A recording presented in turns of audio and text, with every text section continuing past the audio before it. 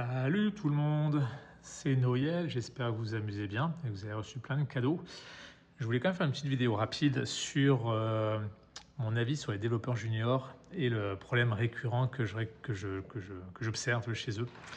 Euh, Quasiment toute ma vie, j'ai eu la chance, moi, je ne sais pas si c'est une chance, mais de travailler avec des développeurs plutôt très seniors et très expérimentés, même quand j'étais jeune, parce que pour le coup, je travaillais avec des autodidactes qui bossaient depuis très longtemps.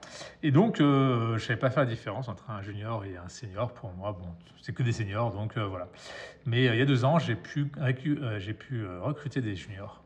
Et c'était une première expérience. Je me suis dit, ouais, vas-y, ça va être rigolo. Je vais pouvoir un peu les former et voir un peu comment un peu rendre l'appareil, quoi. Moi, c'est cool de bosser entre seniors, mais c'est cool aussi de changement de lumière. De bosser avec des. Je vais voir ce que ça faisait de bosser avec des juniors.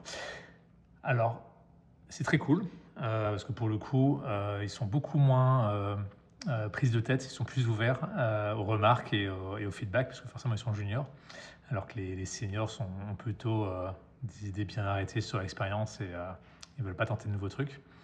Et donc, le problème récurrent, par contre, qui est assez impressionnant, alors je ne sais pas si c'est junior ou si c'est aujourd'hui, mais c'est le fait d'être hyper régulier et cohérent. En gros, le manque de rigueur. Alors peut-être que je suis un vieux con et qu'à mon époque, quand on développait, il n'y avait pas Internet, il y avait quelques bouquins par-ci par-là, et chaque caractère manquant pouvait entraîner un bug où tu mets des heures à relire le code pour savoir ce qui se passe. Je sais que l'école 42 fait pareil, et les premiers mois, tu perds un point à chaque fois que tu oublies un espace d'indentation, ou tu n'as pas utilisé de linter, etc. Le but, c'est de travailler cette rigueur. Mais c'est vrai qu'aujourd'hui, avec tous les outils, avec Internet, avec les IA encore plus aujourd'hui, la rigueur est devenue un peu... ça passe au deuxième plan. Quand je parle de rigueur, c'est d'être homogène dans ses choix, homogène dans ses... genre, exemple très con, le nommage des variables. C'est-à-dire que pour moi, un projet qui grossit, un des trucs importants, c'est cette fameuse rigueur. Je pense que je suis hyper psychorigide et pour le coup hyper rigoureux. Je ne sais pas si c'est justement mes années d'expérience ou si je suis né comme ça. Mais pour le coup, les variables. Si un coup, tu appelles une variable selected user et un peu plus loin, tu appelles ça current task et après, tu appelles ça focus project, au final, c'est l'enfer parce qu'on ne retrouve rien. Alors que si tu te forces à mettre toujours selected project, selected user, selected task, et ben au moins c'est toujours pareil. Ou current, peu importe, mais en tout cas d'être homogène dans toutes ces variables et de systématiquement suivre et chercher une sorte de pattern pour pouvoir que les choses soient évidentes. Ça, les juniors, ils n'y arrivent pas. Ouais, ils y arrivent, mais c'est vraiment leur plus gros problème aujourd'hui, c'est de réussir à être cohérent dans leur choix partout dans le projet, quoi. Et quand le projet fait 100 lignes, on s'en fout, mais quand il fait 1 million de lignes, ça peut commencer à être problématique.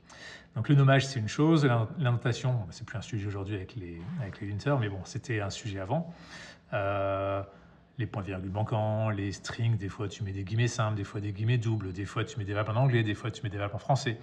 Vous voyez, des fois vous allez mettre current user et des fois vous allez mettre user current. En fait, il n'y a aucune règle, c'est au bon vouloir. Et ça, j'ai jamais vu ça chez les seniors.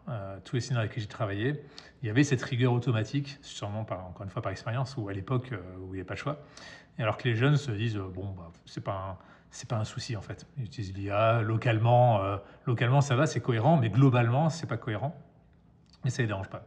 Et donc voilà, donc problème récurrent, pour moi les juniors qui bossent avec moi, je leur tape dessus pour leur faire rentrer l'importance de la cohérence et de la rigueur.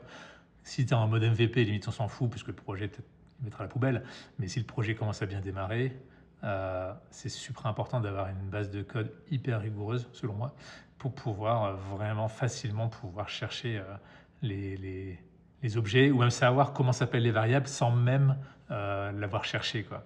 Parce que tu sais que c'est toujours current le nom de la collection, par exemple, ou de la table, ou que c'est selected, peu importe. Et donc, on prend des plis qui fait que on peut, même si on ne sait pas comment ça marche, on peut supputer comment ça devrait être fait, et on gagne un temps fou quand tu vas sur du code existant.